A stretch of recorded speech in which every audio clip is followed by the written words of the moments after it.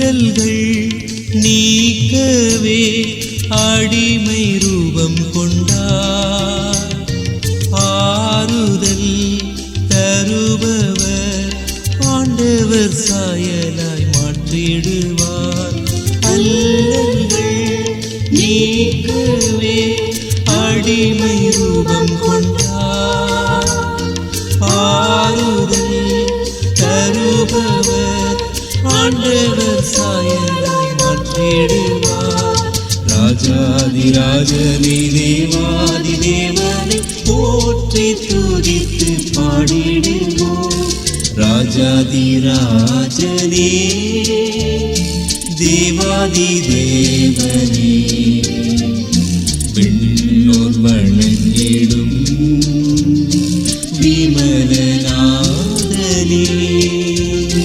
ராஜாதி ராஜனே தேவாதி தேவனே விண்ணோர் வணங்கிடும் விமலநாதனே.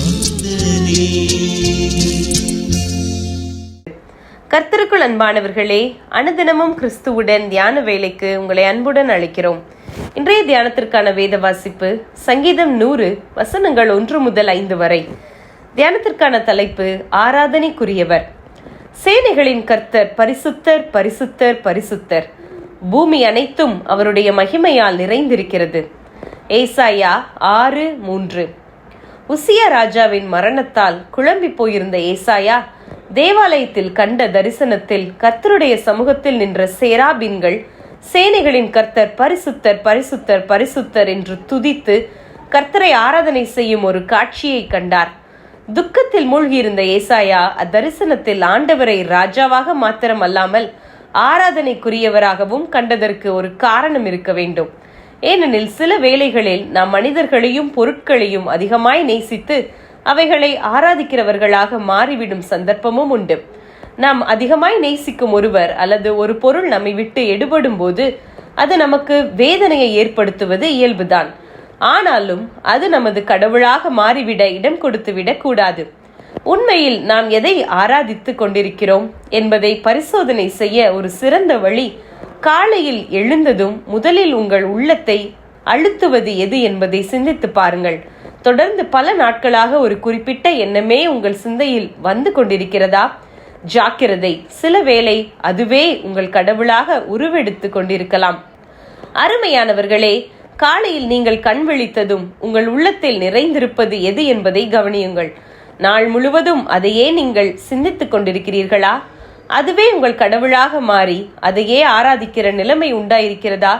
ஒன்றை மட்டும் புரிந்து கொள்ளுங்கள், உங்கள் நோயோ அல்லது நீங்கள் அதிகமாய் நேசித்த ஒருவருடைய இழப்போ அல்லது ஒரு தோல்வியோ வேறெந்த பாதகமான சூழ்நிலையாக இருந்தாலும் அது நாம் ஆராதிக்கும் நம்முடைய தேவனை விட பெரியதாக இருக்க முடியாது.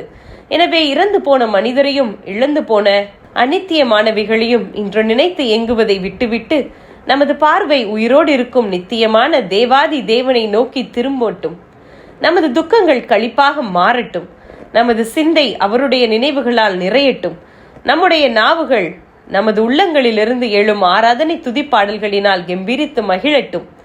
அவரே கனத்திற்குரியவர், அவரே பாத்திரர், அவரே போற்றத்தக்கவர், அவரே சர்வ வல்லமையுள்ளவர், அவரே ராஜாதி ராஜாவும் தேவாதி தேவனுமாக இருக்கின்றவர். அவரையே நம் கண்கள் நோக்கி இருக்கட்டும். ஜெபம் செய்வோமா?